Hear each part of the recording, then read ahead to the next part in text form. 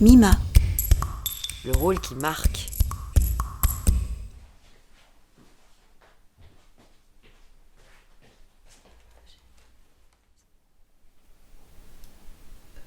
J'aime les rôles qui laissent entrevoir de la fragilité, des failles, des zones d'ombre. Je dis toujours ça à mes élèves, quand ils jouent des personnages et qui pour moi n'arrivent pas à trouver la justesse du personnage, je leur dis toujours, dans une comédie, même le personnage il est hyper drôle, mais chaque personnage vit un véritable drame. Je crois qu'il y a du tragique dans tout et c'est aussi pour ça que c'est drôle. Hein. Peu importe les personnages, qu'ils soient méchants, pas méchants, qu'ils soient cons, qu'ils soient menteurs, on doit l'aimer, ce personnage. C'est impossible de jouer un personnage qu'on n'aime pas.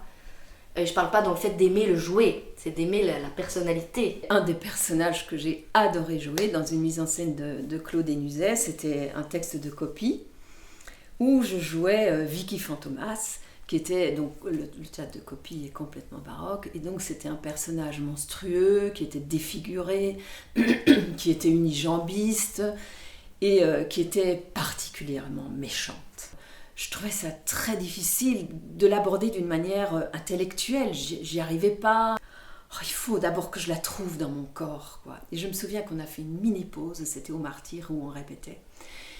Et là, j'avais dans mon sac un vieux banylon, et j'ai commencé à mettre ce banylon sur ma tête, des trous dans les yeux, la bouche et un turban, et je suis arrivée comme ça à la répétition, il savait pas du tout que je proposais un truc.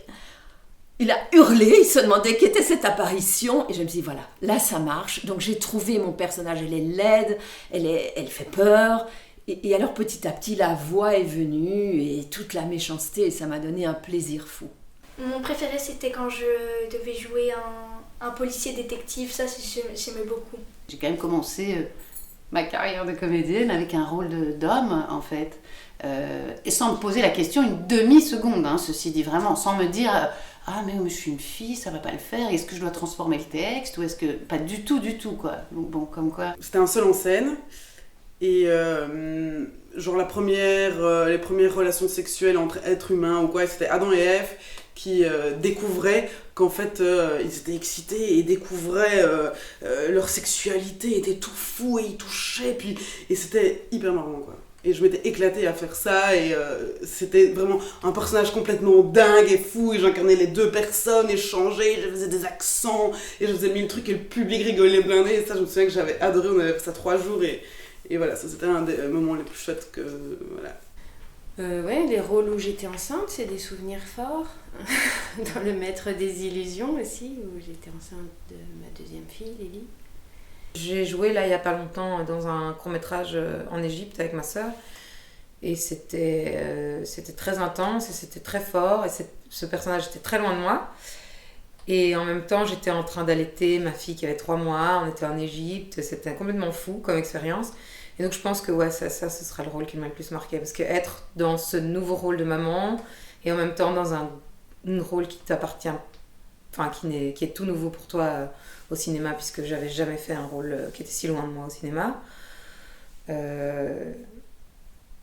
C'était vraiment fou comme expérience. Le plus beau moment, je pense, que j'ai pu vivre, c'est quand j'ai joué enceinte.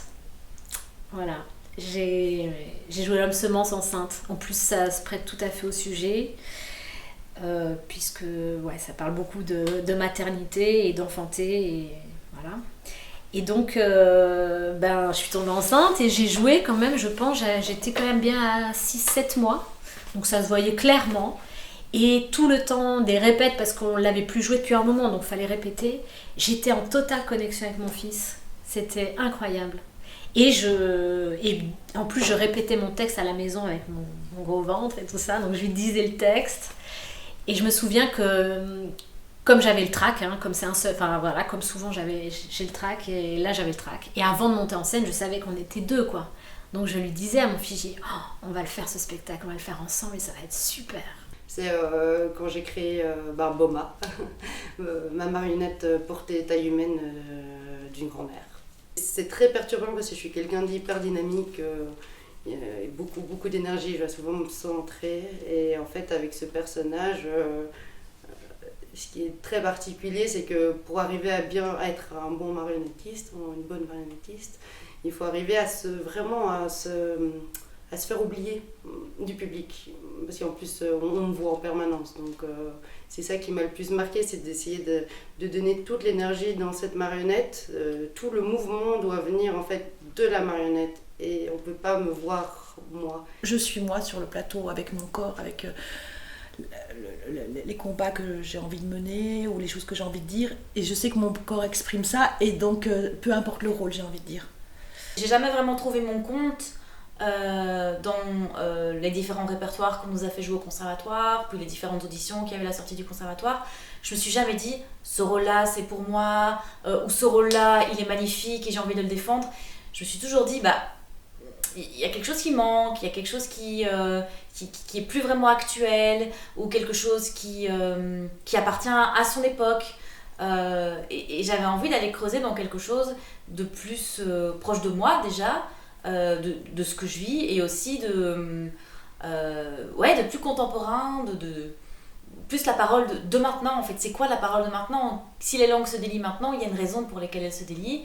Eh bien, c'est l'occasion de les mettre à propos en fait. J'ai joué un seul en scène sur Jeanne d'Arc, et je pense que c'est un des rôles quand même qui m'a vraiment le plus botté, parce que voilà, c'est une femme forte, combattante, qui a pu être le leader des hommes et qui a défendu une cause juste.